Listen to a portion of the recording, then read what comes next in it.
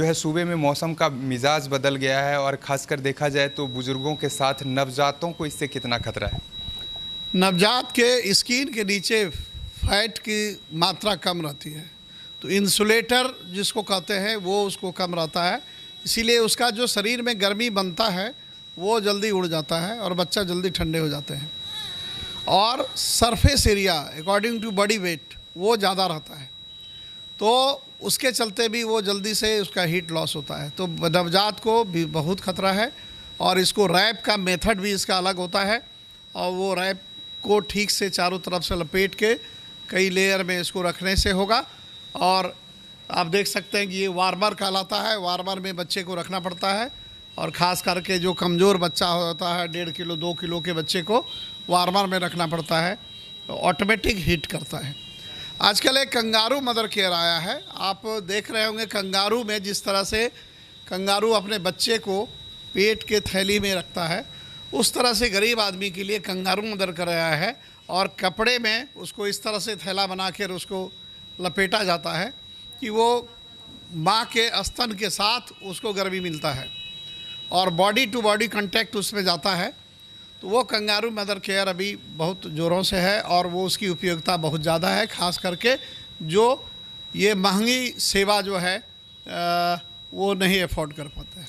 Doctor साहब, कब से जो है नवजात की इलाज के लिए आप कब से कर रहे हैं शिशु का? मैं तो एमडी करने के बाद धरान जो नेपाल में है वहाँ मैंने नवजात के बारे में सीखा और उस समय बिहार में नवजात का इलाज ठीक से नहीं होता था। फिर मैं कानपुर रेलवे में नौकरी किया, लेकिन हमें मन नहीं लगा। अपने क्षेत्र में कोई भी हॉस्पिटल नहीं था, यहाँ तक कि बड़े बच्चे का भी और नवजात का कोई अलग से कोई डॉक्टर के अंडर कोई न्यू बॉर्न का यूनिट नहीं था। तो मैं 2020 के अंतिम में दिसंबर में उससे मैंने रेलवे की नौकरी छोड़कर यहाँ किया। डॉक्टर साहब, जब आपने शुरुआत करा था तो शहर में क्या फैसिलिटी थी नवजात के लिए, और अभी जो मैं अभी देख पा रहा हूँ अपने सामने में कि इतनी अच्छी सारी फैसिलिटी है, लेकिन मैं यह जानना चाहूँगा कि जब आपने शुरुआत करा था तो शहर की क्या स्थिति थी, खासकर नवजात को लेकर? शहर की क्या, पूरे बिहार में स्थिति खराब थी और जो न्यू बॉर्न रहते थे उस समय वो लेडीज़ डॉक्टर के अंदर रहता था। लेडीज़ डॉक्टर वो बंद इंक्यूबेटर वाला मशीन रखती थी और वहीं कभी कभी बीच में चाइल्ड स्पेशलिस्ट से लाके बुला के दिखाते थे जब सीरियस हो जाते थे। तो वो स्थिति बहुत भयावह थी और उपाय नहीं था।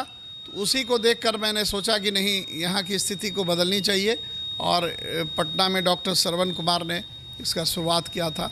तो मैंने सोचा कि जब वहाँ हो सकता है तो भागलपुर में इसकी सुविधा क्यों नहीं हो सकती है। तो मैंने भागलपुर में इसका शुरू किया 2000 अंतिम में दिसंबर में। डॉक्टर साहब, अभी तो देखा जाए तो आप चर्चित हो गए हैं, लेकिन एक दौर रहा होगा कि जब आप शहर में नए होंगे और आपका संघर्ष भरा दौर रहा होगा, तो उस समय से लेकर अभी तक में कितनी कहानियां जुड़ी हैं, एक संघर्ष भरा रास्ता रहा है। तो मैं चाहूँगा कि आप इसको बताएं कि जब आपने शुरुआत किया था और अभी तो खैर आज मशहूर डॉक्टर जो है तौर पर आप शहर में हैं। उस समय लोग विश्वास नहीं कर रहे थे कि इस तरह से मैं अकेले हैंडल कर पाऊँगा और उस समय मोबाइल भी नहीं था। मोबाइल मेरे पीछे यहाँ आने के बाद आया। उस समय आपको बता दूं, सिर्फ इंक्यूबेटर एक मशीन था, ये बताते हैं आप, हाँ ये सिर्फ एक मशीन था उस समय और ये मशीन भी हीटिंग करता है और सिर्फ एक मशीन मात्र यही था इलाज करने के लिए और नहीं इसके लिए मॉनिटरिंग की सुविधा। जैसे कि हम लोग ऑक्सीजन बच्चे को दे रहे हैं तो ऑक्सीजन शरीर में कितना पहुंच पाता है, वो पहुंच पाता है कि नहीं पहुंच पाता है, जितनी ज़रूरत है वो होती है कि नहीं, तो उसको मॉनिटरिंग की कोई सुविधा नहीं थी। और ये देख सकते हैं कि ये मॉनिटर होता है, ये बच्चों में उस बच्चे में लगा हुआ है और वो मॉनिटर हो रहा है, इसको 99% ऑक्सीजन आ रहा है, 141 इसका हार्ट रेट है, तो ये हम दे रहे हैं और वो पहुंच रहा है ऑक्सीजन। ये इम्पॉर्टेंट होता था। तो पहले आप नाक में लगा दिए और क्या हो रहा है आपको नहीं पता है, नंबर 1। नंबर 2, यदि मान लीजिए ऑक्सीजन नहीं पहुंच रहा है, शरीर में रिक्वायर्ड अमाउंट मिनिमम 90% रहना चाहिए ऑक्सीजन का, जब नहीं पहुंच रहा है तब आगे क्या करना है, तो वो भी नहीं था कुछ भी यहाँ, और यही नहीं पूरे बिहार में वो नहीं था। मैंने शुरुआत किया है वो है वेंटिलेटर। और जब ये वेंटिलेटर जब वैसे स्थिति में जब ऑक्सीजन नहीं पहुंच पाता है तो उसको वेंटिलेटर के द्वारा कृत्रिम श्वसन मशीन जिसको कहते हैं उसके द्वारा ऑक्सीजन पहुंचाकर और फिर मॉनिटर करते हैं कि वो कितना पहुंच गया। इसमें ऑटोमेटिक सिस्टम रहता है कि हम कितना % ऑक्सीजन दे रहे हैं। किसी को 40% से यदि नहीं पूरा होता है तो 60% करना पड़ता है, 60% से नहीं हो रहा है तो उसको 90% करना पड़ता है, 100% तक ऑक्सीजन सीधे पाइप से देना पड़ता है, वेंटिलेटर पाइप से। ये सारे जबकि नाक से सिर्फ ऑक्सीजन देते हैं तो उतना नहीं पहुंच पाता है जी। सारे बच्चों की जो मॉनिटरिंग होती है समय पर कितनी बार आप देखने आते हैं? मैं तो घूमते ही रहता हूँ इसमें। वो हमारा अकॉर्डिंग टू जो बच्चा बहुत डिफ़िकल्टी में रहता है उसको बार बार देखता हूँ, बार बार आता हूँ। राउंड 2 बार होता है, पेरेंट्स से 2 बार मिलते हैं, लेकिन देखने के अनगिनत बार उसका कोई लिमिट नहीं है। आखिरी सवाल होगा डॉक्टर साहब कि आज अर्श फर्श से अर्श तक पहुंचने के पीछे कहीं ना कहीं किसी का तो हाथ होगा ही। कहने का मतलब ये है कि जब आप शहर में आए थे और आज एक चर्चित शिशु रोग विशेषज्ञ के तौर पे लोग आपको जानते हैं, तो किनको अपना श्रेय दीजिएगा? मैं यहाँ के लेडीज़ डॉक्टर, उस समय डॉक्टर एस राय मित्रा थी और एस राय मित्रा हमारे एक दोस्त की चाची थी, डॉक्टर रेखा झा और डॉक्टर सरस्वती पांडे, डॉक्टर प्रतिभा सिंह, ऐसे कई गायनकोलॉजिस्ट उस समय थे। लेकिन डॉक्टर एस राय मित्रा से चूँकि हमारा एक पारिवारिक रिलेशन था, उनसे मैंने पूछ के आया कि आप लोगों को मदद करना पड़ेगा और उन लोगों के मदद से मैं आगे बढ़ा। मेरे परिवार के लोगों का बहुत साथ रहा, यहाँ तक कि बच्चे बोलते थे कि क्या यही सब बच्चा है आपका, हम लोग नहीं हैं।